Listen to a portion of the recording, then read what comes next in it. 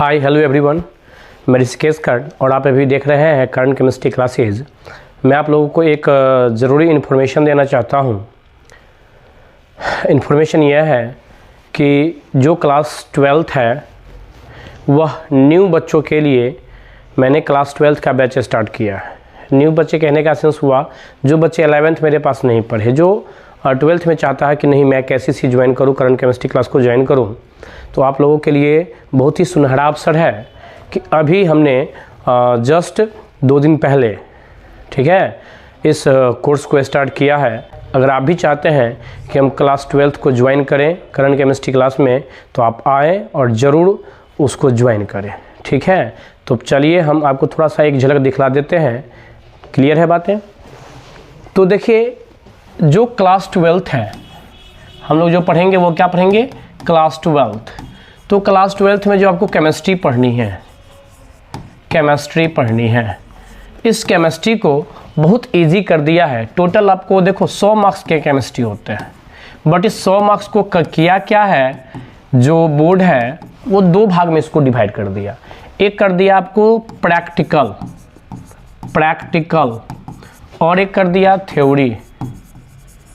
Clear है बातें? तो प्रैक्टिकल और थ्योरी, प्रैक्टिकल होते हैं 30 मार्क्स के। तो ये प्रैक्टिकल आपको कहाँ से मिलेंगे? ये प्रैक्टिकल आपको आपके स्कूल या कॉलेज से मिलेंगे। बट ये जो थ्योरी है ये होता है 70 मार्क्स का, जो मैं आपको पढ़ाने वाला हूँ क्लास के अंदर। क्लियर है बातें? तो हम थोड़ा सा आज सिलेबस के बारे में टॉपिक थोड़ा सा समझ लेते हैं, कैसे क्या क्वेश्चन केमिस्ट्री से पूछा जाता है। देखिए यहाँ से, तो ध्यान दीजिएगा, कहता है कि ये जो थ्योरी है इसको भी 70 नंबर को भी और इजी कर दिया। एक कर दिया गया सब्जेक्टिव, क्लियर है, और एक हो गया ऑब्जेक्टिव। इसको और इजी बना दिया गया। ऑब्जेक्टिव आपको पूछेगा 35 मार्क्स के, ठीक है। कितने मार्क्स के पूछेंगे? 35 मार्क्स, 35 मार्क। और अगर बात करें सब्जेक्टिव का, तो ये भी आपका होगा 35 मार्क्स का। क्लियर है बात? इस 35 मार्क को और इजी कर दिया। एक कर दिया आपको 2 मार्क वाला, 2 मार्क क्वेश्चन, और एक कर दिया 5 मार्क क्वेश्चन। देखिए, इसमें से 35 मार्क्स का पूछेगा, 35 क्वेश्चन का जवाब देना होता है आपको। टोटल पूछा जाता है 70 क्वेश्चन। कितने क्वेश्चन होते हैं? 70 क्वेश्चन होते हैं, ठीक है। और 70 में से आपको जवाब देना होता है कितना? 35 का, इसलिए 35 मार्क्स का है। इसमें आपको बता दे 2 मार्क्स का जो क्वेश्चन है, इसमें आपको टोटल 20 क्वेश्चन पूछेगा। कितना क्वेश्चन पूछेगा? 20 क्वेश्चन। और आंसर जो देना है, आंसर वो देना है ओनली 10 क्वेश्चन का। ठीक उसी तरह से 5 मार्क्स में आपसे पूछेगा 6 क्वेश्चन, और इसमें जो आपको आंसर देना है वो ओनली 3 क्वेश्चन का। तो देख सकते हैं कितना इजी है। बात समझ गए? क्या कोई प्रॉब्लम है? तो बहुत ही इजी है यह। बस थोड़ा सा हम लोग अपने सिलेबस पे ध्यान देंगे, और अगर सिलेबस को थोड़ा सा कवर कर लिए तो हमको नहीं लगता है कि आपके लिए जो केमिस्ट्री है वो हार्ड होगा। क्लियर है बातें?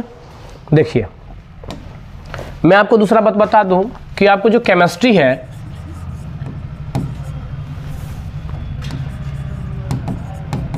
इस केमिस्ट्री में आपको टोटल अभी तक फिलहाल 16 यूनिट है। हालांकि एनसीईआरटी बुक में कुछ यूनिट को रिड्यूस किया गया है, ठीक है, तो 10 यूनिट हुए हैं, 6 यूनिट को रिड्यूस कर दिया गया है। लेकिन मैं अभी आपको बता रहा हूं कि टोटल 16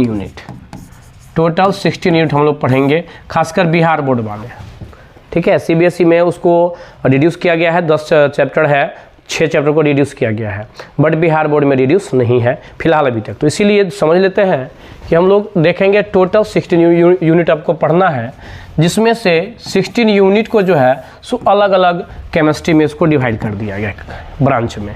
एक हो गया फिजिकल केमिस्ट्री, एक हो गया इनऑर्गेनिक केमिस्ट्री, ठीक है, और एक हो गया ऑर्गेनिक केमिस्ट्री। क्लियर है बातें? एक हो गया फिजिकल केमिस्ट्री, एक इनऑर्गेनिक केमिस्ट्री और दूसरा ऑर्गेनिक केमिस्ट्री। इसमें आपको टोटल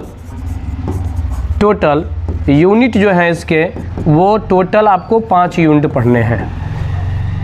मैं आपको बता दूं इनऑर्गेनिक है, इनऑर्गेनिक में आपको टोटल 4 यूनिट पढ़ने हैं, 4 चैप्टर। और ऑर्गेनिक जो है इसमें आपको टोटल 7 गो चैप्टर पढ़ना है। तो 5 चैप्टर, 4 चैप्टर और 7 चैप्टर। क्लियर है? 5 4 9 और 7 16। टोटल आपको केमिस्ट्री के अंतर्गत 16 गो चैप्टर को पढ़ना है क्लास 12th में। क्लियर है बातें? बहुत ही इजी है, बस एक एक करके कॉन्सेप्ट के साथ अगर आप पढ़ते हैं तो मुझे नहीं लगता है कि कहीं से आपको प्रॉब्लम होगी। बात समझ रहे हैं? चलिए देखिए, मैं जो पहले पढ़ाऊंगा वो पढ़ाऊंगा फिजिकल केमिस्ट्री। क्लियर है बातें? मैं पहले आपको पढ़ाऊंगा फिजिकल केमिस्ट्री। फिजिकल केमिस्ट्री जो है वो कितने मार्क्स का है देख लीजिए। फिजिकल केमिस्ट्री आपको टोटल आपको इसमें से 23 मार्क्स पूछा जाता है। कितने मार्क्स के पूछे जाते हैं? 23 मार्क्स के पूछे जाते हैं। क्लियर है बातें? हम आपको बता दें इसमें से आपके पास 5 यूनिट है। पहला का नाम है सॉलिड स्टेट। दूसरा जो है आपके पास वह है सॉल्यूशन। तीसरा जो है वह है इलेक्ट्रोकेमिस्ट्री।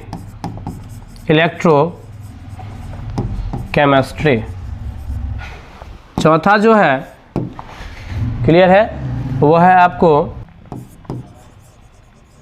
Chemical kinetic. और 5वां जो है वह है आपको कह दें सरफेस केमिस्ट्री। वो क्या है? Surface chemistry. क्लियर है बातें? तो ये 5 चैप्टर आपको टोटल पढ़ना है फिजिकल केमिस्ट्री के अंतर्गत। क्लियर है? चलिए, तो आज जो हम लोग पहला जो चैप्टर स्टार्ट करेंगे, जिसके बारे में डिस्कस करेंगे, वह करेंगे, पहला चैप्टर है सॉलिड स्टेट। क्या नाम है इसका? Solid state. क्लियर है बातें? देखिए ध्यान से, ये है आपका सॉलिड स्टेट। ये क्या है आपका? Solid state. देखिए, हम सबसे पहले बात करें तो हम बात कर लेते हैं मैटर का। क्लियर है? क्योंकि मैटर जो होते हैं, मैं आपको बता दूं, जो मैटर के जो क्लासिफिकेशन हम लोग करते हैं वो 2 टाइप से, एक फिजिकल और एक केमिकल। तो अभी जो हम लोग पढ़ रहे हैं वो उसके फिजिकल क्लासिफिकेशन, और according to physical classification 5 types के होते हैं, जिसमें आपको सॉलिड, लिक्विड, गैस तो होता ही है, साथ साथ प्लाज्मा और बीईसी भी होता है। ठीक है? हुआ है मैटर का anything that occupies some space and possess some mass. कहने का सेंस हुआ कि जो मैटर का माने जो मैटर है वह कुछ स्थान को क्या करता है? स्पेस को घेरता है, और साथ साथ जिसमें क्या होती है? मास होती है, उसको हम लोग मैटर कहते हैं। क्लियर है? सब्सटेंस भी कह सकते हैं। एग्जांपल में आपको जो ये दिखाई देता होगा, देख रहे हैं, ये सब सारे के सारे मैटर है। क्लियर है? एक सॉलिड स्टेट है, दूसरा गैसियस स्टेट है, और तीसरा आप यहाँ से देख रहे हैं लिक्विड स्टेट। क्लियर है? तो आपने क्या देखा? पहला सॉलिड स्टेट, दूसरा कौन सा स्टेट है? गैसियस स्टेट, थर्ड में लिक्विड स्टेट। क्लियर है बातें? देखिए, जो मैंने आपको बताया है कि मैटर का जो है वो 3 स्टेट्स जो एग्जिस्ट करता है, जिसके बारे में हम लोग पढ़ेंगे, सॉलिड, लिक्विड, गैस। तो इस लिक्विड और गैस के बारे में आप लोग ऑलरेडी पढ़ चुके होंगे क्लास 11th में। क्लियर है? स्टेट्स ऑफ मैटर के अंदर हम जो मेनली इस चैप्टर में बात करेंगे वो सॉलिड की बात करेंगे। किसकी बात करेंगे? सॉलिड की बात करेंगे। तो देखिए, हम लोग जानते हैं सॉलिड क्या होता है। हम लोग जानते हैं जो सॉलिड होते हैं उसके फिक्स्ड शेप और वॉल्यूम दोनों फिक्स्ड होते हैं। शेप एंड वॉल्यूम दोनों क्या होते हैं? सॉलिड के फिक्स्ड होते हैं। देखिए, यहाँ से आप देख रहे होंगे, यहाँ पर लिखा हुआ है सॉलिड, यहाँ है लिक्विड और यहाँ है गैस। अगर आप इसको हीट करते हो, देखो, अगर आप इसको हीट करते हो, ध्यान से देखोगे, अगर आप किसी सॉलिड को हीट करते हो तो वो चेंज हो जाता है लिक्विड में, और लिक्विड को हीट करते हो तो चेंज हो जाता है गैस में। ठीक है? क्लियर है बातें? हाँ, और इसमें और एक बात बता दें, अगर इसको हम लोग गैस को ठंडा करते हैं, कूल करते हैं, तो लिक्विड होता है, और फिर लिक्विड को कूल कर देते हैं तो सॉलिड में यह जम जाता है। जैसे एग्जांपल हम बोल सकते हैं, आइस से वाटर बन गया, वाटर से स्टीम बन गया, फिर स्टीम से क्या बन गया, लिक्विड, और फिर लिक्विड से क्या बन जाएगा, सॉलिड। समझ रहे हैं? तो एक वाटर ऐसा सब्सटेंस, ऐसा मैटर है जो तीनों स्टेट में एग्जिस्ट करता है। क्लियर है? Solid, liquid and gas. देखिए दूसरी बात आपको बता दें कि हम लोग जो अभी हम आपको बता रहे हैं, जो भी फिजिकल स्टेट के जो भी मैटर है, सॉलिड, लिक्विड या गैस, तो उसके जो मॉलिक्यूल्स होते हैं, वह मॉलिक्यूल्स के बीच जो फोर्स लगता है, उस फोर्स को हम लोग बोलते हैं इंटरमॉलिक्यूलर फोर्स ऑफ अट्रैक्शन। ये फोर्स लगता है मॉलिक्यूल्स के बीच, जो भी सॉलिड है, लिक्विड है या गैस है। ठीक है? तो जो दो मॉलिक्यूल्स आपस में जो ज्वाइंट होते हैं, वो इसी के कारण, इंटरमॉलिक्यूलर फोर्स ऑफ अट्रैक्शन के कारण। यहाँ लिखा हुआ लाइक।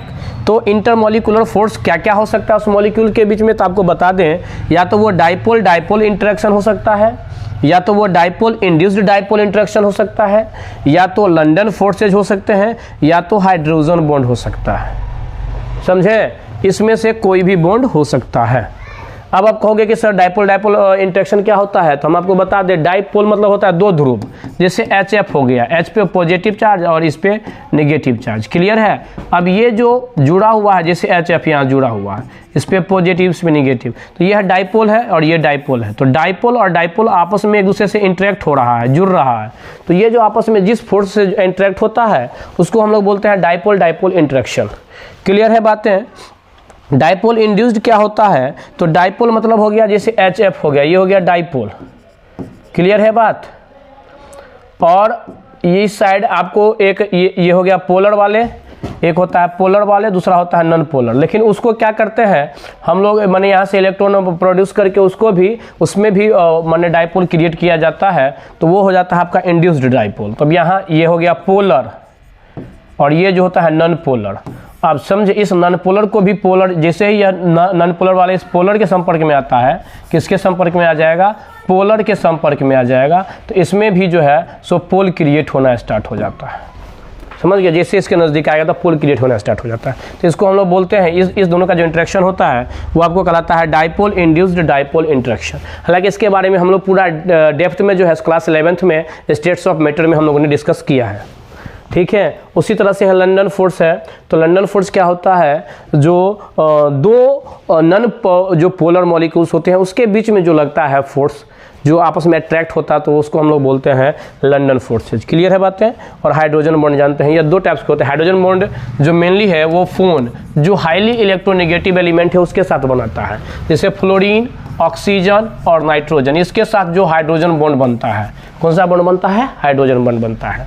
लाइक H2O, NH3 बोल सकते हैं, HF, तो ये सब सारे के सारे कौन सा बॉन्ड बनाता है, हाइड्रोजन बॉन्ड। ये दो टाइप्स के होते हैं, एक होता है हाइड्रोजन बॉन्ड इंटरमॉलिक्यूलर और एक होता है इंट्रामॉलिक्यूलर। क्लियर है बातें? चलिए, मैंने आपको बार बार कहा कि इसके बारे में पूरा डेप्थ में जो है हम लोग 11th में पढ़ते हैं। फिलहाल अभी हम आपको बता दिए हैं कुछ। अब देखिए जितना पढ़ाया उस पर कुछ क्वेश्चन आ गया। पहला क्वेश्चन है, matter is anything that occupies and possess. कहता है जो मैटर है वो एनीथिंग दैट ऑक्यूपाइज, ये क्या ऑक्यूपाइज करता है। अभी हम आपको बताए थे, इसमें से 4 ऑप्शन है, अभी हम आपको बताए थे सम स्पेस और सम मास। क्लियर है बातें? दूसरा, इसका क्वेश्चन आप लोग खुद से बनाइए। तो अभी हम आपको बताए हैं, इसका खुद से बना के देखिए। ठीक है सर, फोकस करिए इस पर, कैमरामैन फोकस करो। देखो क्या होगा, general possible state of matter. Matter के अभी हमने आपको कितना स्टेट बाय स्टेट बताया है जो हम लोग डेली लाइफ में यूज करते हैं। तो मैंने आपको बताया सॉलिड, लिक्विड, गैस, कितने स्टेट होते हैं, 3 स्टेट होते हैं। क्लियर है बातें? नेक्स्ट में देख लीजिए क्या लिखा हुआ, physical state of matter is result of interplay of, इसमें से कौन सा हो जाएगा। ठीक है, जो फिजिकल स्टेट में जो मैटर है उस मैटर को कौन से फोर्स से जो है रिजल्ट जो है अट्रैक्ट कर। आपके पास दिया हुआ है इंटरमॉलिक्यूलर, उसके बाद इंट्रामॉलिक्यूलर, उसके बाद म्यूचुअल फोर्स, उसके बाद बोथ ए एंड बी। तो हम आपको म्यूचुअल फोर्स कुछ नहीं बताए थे। ठीक है, तो हम आपको बताए थे कि हाइड्रोजन बॉन्ड, और ये दोनों जो टाइप है वो किसके टाइप है, हाइड्रोजन बॉन्ड के टाइप है। क्लियर है बातें? तो इसीलिए इसका सही आंसर हो जाएगा कौन चीज, डी, ये दोनों हो जाएगा हाइड्रोजन बॉन्ड। क्लियर है बातें? फोर्थ क्वेश्चन बनाइए इसको खुद से, intermolecular force are. Intermolecular force क्या क्या होता है इसमें से, बनाइए जल्दी से। क्या होगा? तो हमने आपको बताया है कि तीनों होगा, ये भी होगा, ये भी होगा, ये भी होगा, इसलिए इसका सही आंसर हो जाएगा कौन चीज़? D, all of these. Clear है बातें? तो जो आज का क्लास है हम यहीं रहने देते हैं। मैं आपको ये बताने का कोशिश किया हूँ कि अगर आप भी केमिस्ट्री को और इजी से और आसानी से और अच्छे तरीक़ा से सीखना चाहते हैं तो आप आए और हमारे जो ऑफलाइन इंस्टीट्यूट है महाराजगंज मधुबनी में, आप आके वहाँ ज्वाइन कर सकते हैं।